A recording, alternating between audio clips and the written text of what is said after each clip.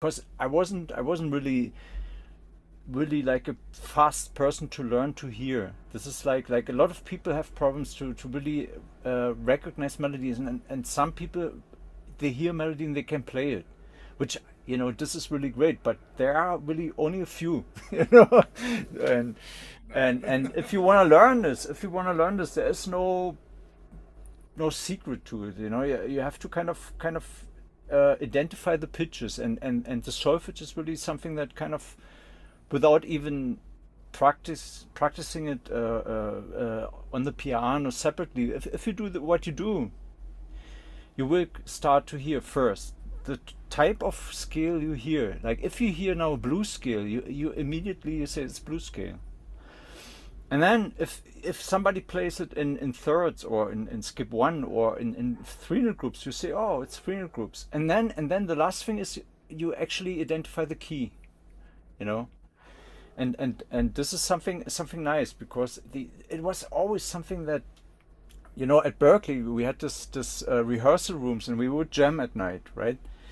And the fun part was there were, like, let's say 30 groups playing in the rooms, and there were people like saxophone players coming along, like just entering the room, and they didn't ask the tune, the key, or anything. They just improvised, and then they went to the next room. And this pissed me off always. I said, man, how do they do this, but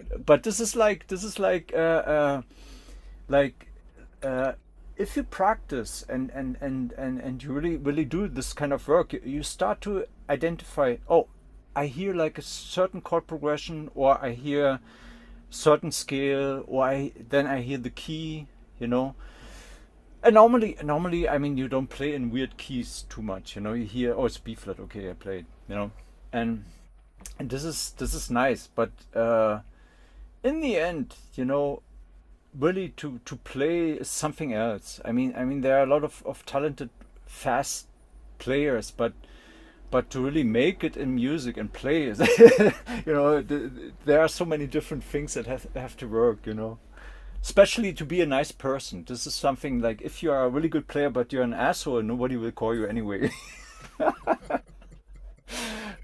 This is true. I have this bass player here, which is really good. He's really amazing, and I sent him to substitute me in a couple of groups, and everybody said, "Don't call him again. He's such a pain in the ass, such a negative person.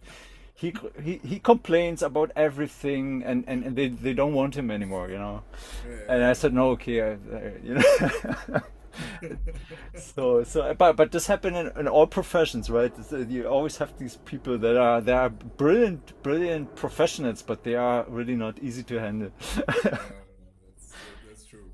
And in music even more. If you play jazz and you play with people that actually respect each other, and they are, easygoing, it's fun to play. But if you have a person that's always kind of pissed off with something, it makes it really hard, so what's interesting, I had, like, when I came to Brazil, they called me to do interviews with jazz musicians that come to Brazil. So I interviewed Stanley Clarke, Chico Rea, Marsalis, and Chico Rea, I asked about it, because I don't know, did you see Chico Rea's band somewhere live?